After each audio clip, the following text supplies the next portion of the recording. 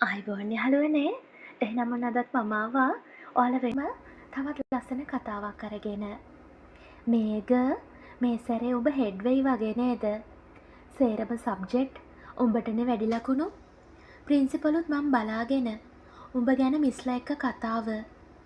මේක සිරිවර්ධන ශිෂ්‍යත්වයට ලංකාවේ පළවෙනියට සමත් වෙලා ලංකාවේ ප්‍රධාන මිශ්‍ර පාසලකට ආවා. අම්මා තාත්තා ලොකු බිස්නස් කාරයෝ වෙච්චි මේකට ලොකු ආර්ථික ප්‍රශ්නයක් තිබ්බේ නෑ. කොල්ලගේ ලස්සනට වශී වෙලා කෙල්ල කොච්චර ආවත් මේගගේ එකම අරමුණ ඕ ලෙවල් A9ක් ගන්න එක. ඉස්කෝලේ කියලා දෙන ඕනෙම දෙයක් එක පාරම අහගෙන ඉඳලා ඔළුවට දාගන්න තරම් මොලයක් මතකයක් මේකට තිබ්බා. පාසලේ කොයි වැඩේ තිබ්බත් මේක නැතුවම බැරි චරිතයක්. සාමාන්‍ය පෙළට ලෑස්ති වෙන කාලේ තමයි මේ ගොල්ලන්ගේ ක්ලාස් එකට තවත් ගෑනු ළමෙක් ආවේ. ෂා බං ඒකි මලක් වගේ ලස්සනයිනේ. ඉන්නවද දන්නේ නැහැ කොල්ලෙක්.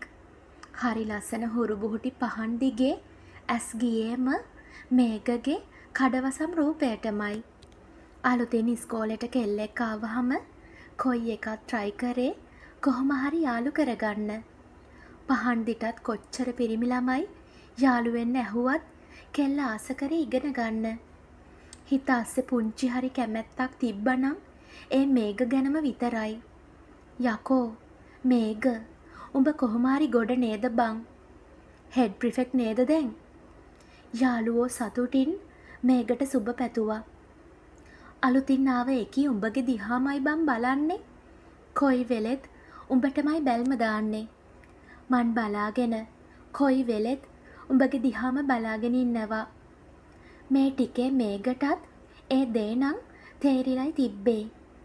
උදේ ඉස්කෝලේ ආව වෙලේ ඉඳලා සැරින් සැරේ පහන්දි මේක දිහා බලනවා. කෙල්ලගේ ලස්සන වගේම තමයි ඉගෙනීමත්. ඒත් ඉතින් මේක කොහොමත් ලොකුකම නිසා මේක පොඩ්ඩක්වත් ආස නැහැ තමන්ගේ පස්සෙන් එන කෙල්ලෙකුට. අඩේ අර බං උඹේ කෑල්ල එනවා. යාළුවෝ හැම එකාම වගේ මේකට විහිළුවේම පහන්දිගේ නම කියලා. උඹට පිස්සුද බං? මං ඒකිට ආස නෑ. නගරේ පන්තියට යද්දී වුණත් පහන්දි නැග්ගෙම මේක යන බස් එකටමයි.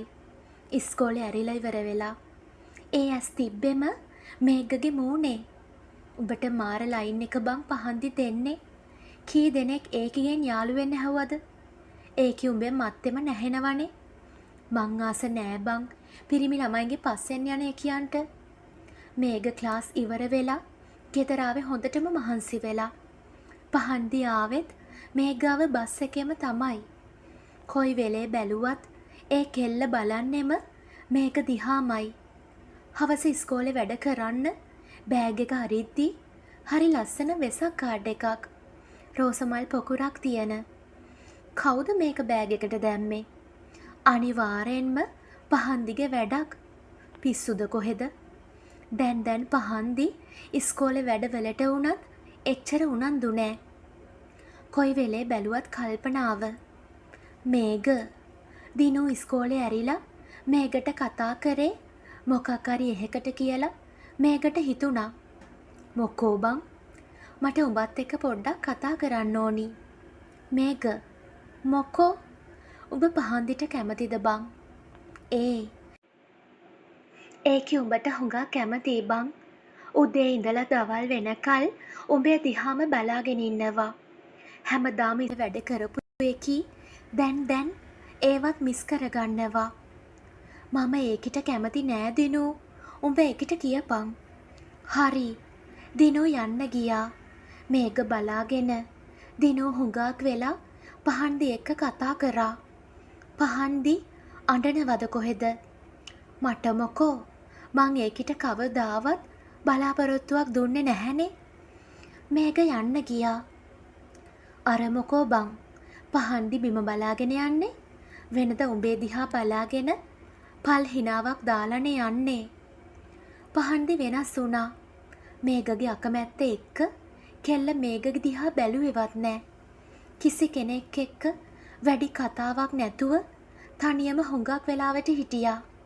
කෝබං උඹේ ආදරී? කවුද? පහන්දි? අනේ මේ ඒකි මගේ මොකෙක්වත් නෙවෙයි බං. පහන්දි හැමදාම ඉස්කෝලේ ආවෙත් නෑ. අරකි ගෙදරට වෙලා පාඩම් කරනවා ඇති බං. පිස්සු හෝන්තුව නිදා ගන්නවා ඇති. මේක පහන්දිගේ නම ඇහුවත් කේන්ති ගත්තා. ඔය කාලේ තමයි දහම්සා අමතර පන්තිවලට ආවේ. මේගගේ හිතට දහම්සගේ රූපේ වැදුනා. දවස් ගෙවෙද්දි දහම්සා මේග ආදරවන්තය වුණා. ටික ටික පහන්දිගේ මතකයක්වත් මේගගේ ඔළුවට ආවේ නෑ. සාමාන්‍ය පෙළ විභාගය කොහොම හරි ඉවර වුණා. කොච්චර ඉස්කෝලේ ආවේ නැතත් පන්ති ආවේ නැතත් පහන්දි සාමාන්‍ය විදිහට සාමාන්‍ය පෙළ පාස් වුණා. මේග හැම විෂයකටම ඒ සාමාර්ථ අරගෙන ඉහළින්ම පාස් වුණා. උසස් පෙළ ලං වෙද්දී දවස් 2-3ක් පහන්දි දැක්කත් මේග පහන්දිට පේන්නම දහම්සා තුරුළු කරගත්තා. විභාග ඉවර වෙලා මේග දහම්සා හරි ආදරෙන් හිටියා. මේග කැම්පස් තේරෙද්දි පහන්දිත් ඉහළින්ම විභාගෙ සමත් වෙලා කැම්පස් තේරුණා.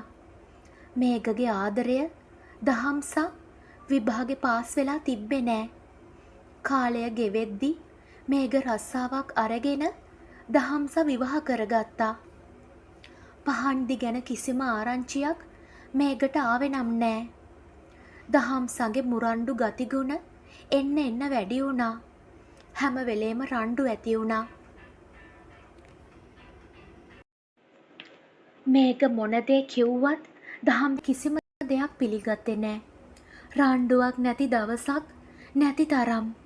අන්තිමටම මේග පහන්දිගේ ආදරය තේරුම් ගත්ති. මේගගේ විවාහ ජීවිතය කාලගෝට්ටියක් වෙලා ඉවරයි. එක දිගටම කෝල් එකක් ආව නිසා මේග ෆෝන් එක ගත්තා. හෙලෝ මේග නේද? මේ කතා කරන්නේ?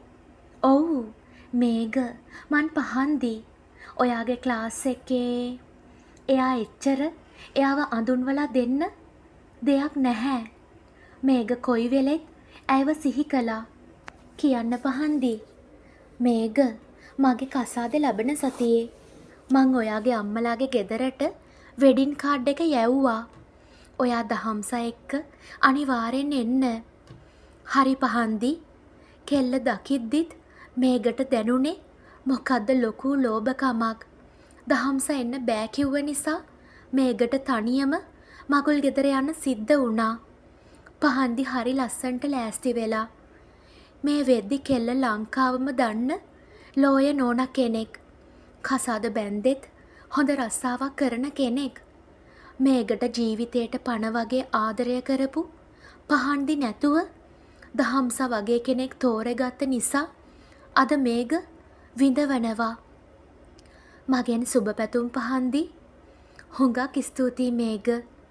මේග ටික වෙලාවක් මගුල් ගෙදර ඉඳලා ගෙදර ආවා. පහන්දිගේ මතකය එක්කම. මේග ගෙට ගොඩ වුණා විතරයි. මේග තමුස දැන්ද ආවේ? දහම්ස රණ්ඩුවට ගෙට ගොඩ වෙනවත් එක්කම රණ්ඩුව පටන් ගත්තා. ආදරය සැනසීම ඉවසීම ගෞරවය දෙන තැනක නතර වෙන්න. එතකොට ඔයාට ජීවත් වෙන්න පහසු වෙයි. මේ නිර්මාණය ගැනත් ඔයාගේ අදහස අපිට කමෙන්ට් කරන්න. ආයෙමත් එන්නම් තවත් ලස්සන කතාවක් අරගෙන.